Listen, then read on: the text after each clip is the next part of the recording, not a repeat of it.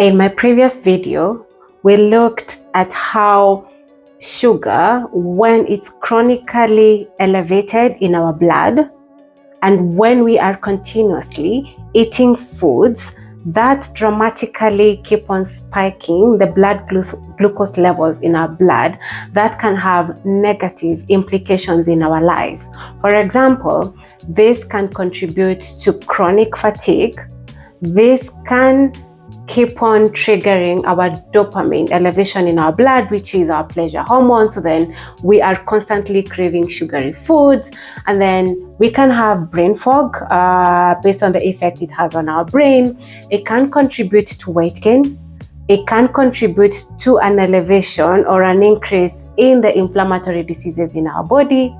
And then overall, we are aging faster than we should be.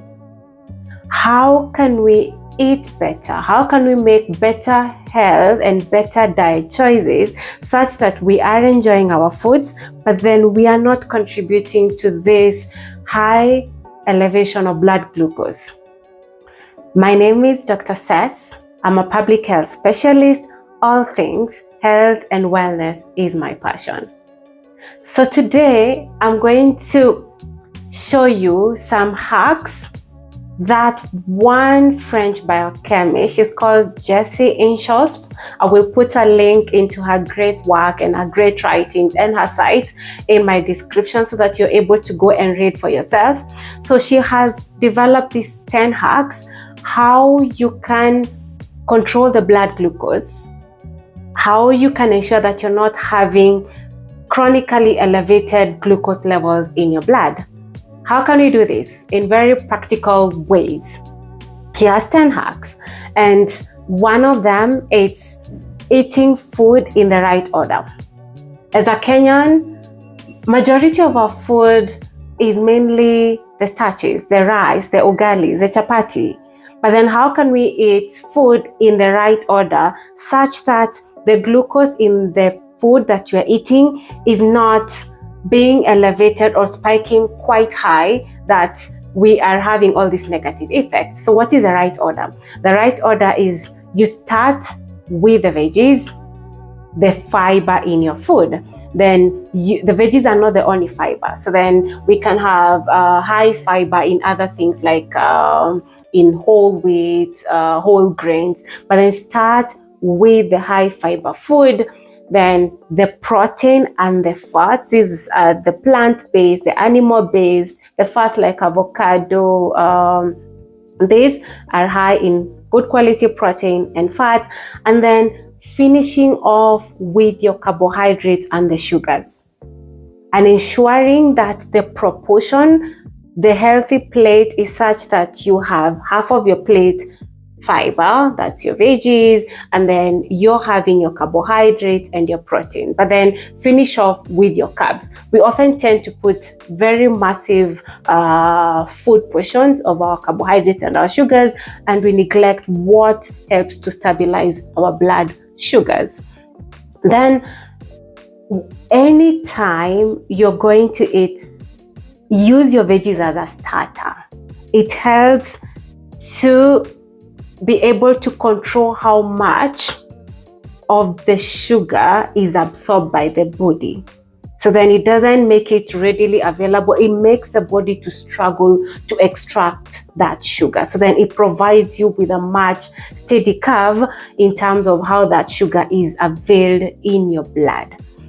Then the third trick is to make sure that when you snack, let it not be snacking per se, but a dessert. What's the difference?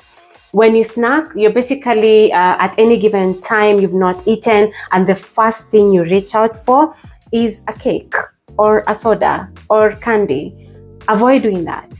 Let it be a dessert. So then eat your sugary stuff at the end of your meal. By that time, the protein and the fibers play as moderators, and also by that time you're not quite hungry, so you're eating less portions, but then the proteins and the fibers moderate the amount of sugar that your body essentially takes from these high sugar foods that you're taking.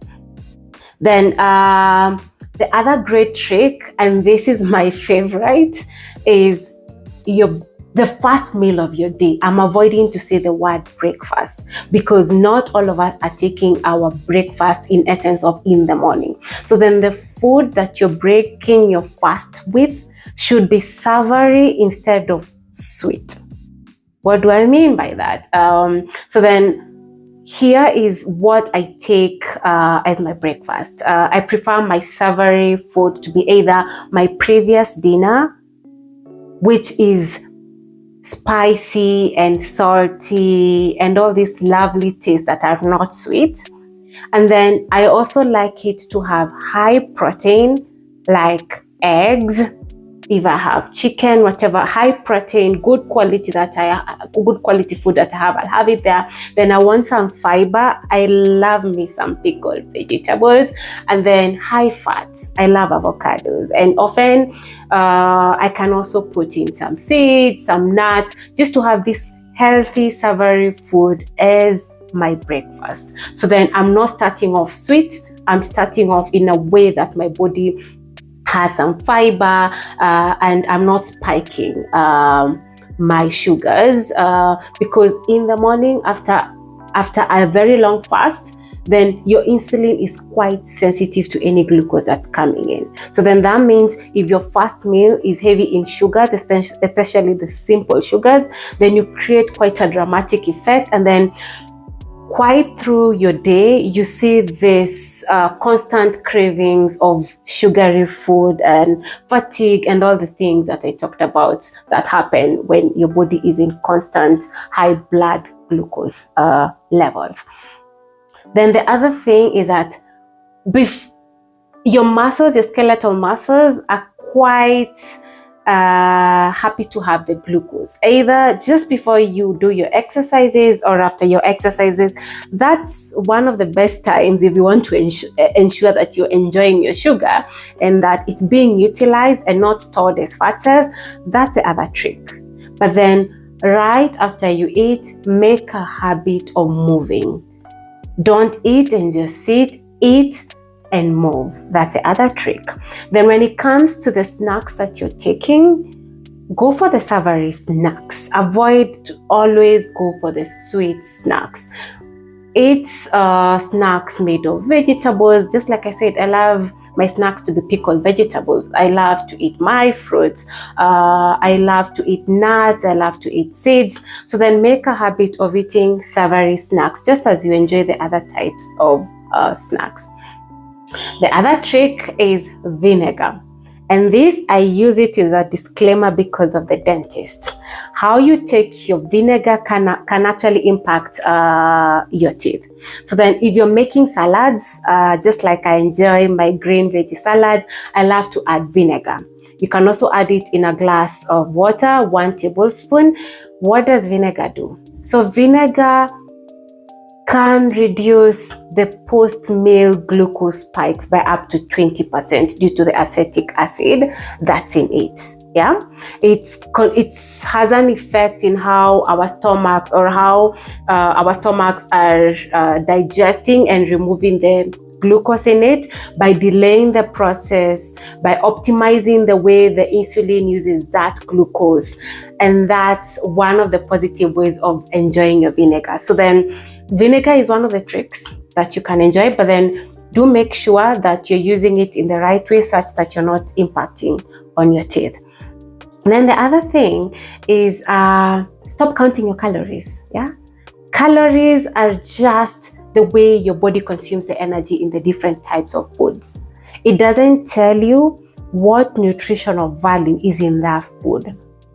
So then if you're following the basics, just like I've said, and I will continue saying in my videos, is opt for the good quality of food. The way the calories are absorbed in our body is quite unique, and calories just simplify this very complex process. If we eat foods that have the same number of calories, like I ate 200 calories from chips, and someone else eats 200 calories in vegetables and some other food, then the impact in our bodies is going to be quite different, because one has more nutritional value and the other one has very minimal nutritional values. Also, the way our bodies are made are in such a way that we will not absorb the calories in food as they are put on the label. So then stop counting calories, focus on the nutritional value of the food that you're eating. The other hack is that all sugars are the same. So then if you're taking honey or you're taking some healthy versions of sugars, in the end, the sugars, once they reach our bloodstream, they have the same impact. The trick is that you should minimize and be in moderation of the sugars that you're inputting into your body. Choose sugars that are close, and that's the other trick. Do not take your carbohydrates naked. Clothe them. When you take your, just like I said, when you're eating your desserts, eat them right at the end of the food. Learn to pair your sugars with protein, with vegetables, in such a way that once they are in your body, then they are not rapidly being absorbed into your body. Clothe your carbohydrates. That's the other thing. Then just to clarify on stevia, which is a sugar alternative that's derived from plants of the sunflower typology, is that stevia has no impact on glucose once it's taken. But then you need to make sure when you're buying the stevia, it's the pure stevia type. Because often during manufacturing process, some additives can be put in like dextrose that will have an increase in your glucose level. So then again, quality and looking out for what you're buying is quite key, so that you ensure that you're having the pure stevia. So then guys, all these are the 10 hacks, or the hacks that are proposed by Dr. Glucose, and I will put in a link just so that you can interact with her content more. So look out for more of my videos. If you enjoyed this video, click like, subscribe, share with your friend. Let's make this a movement of healthy individuals.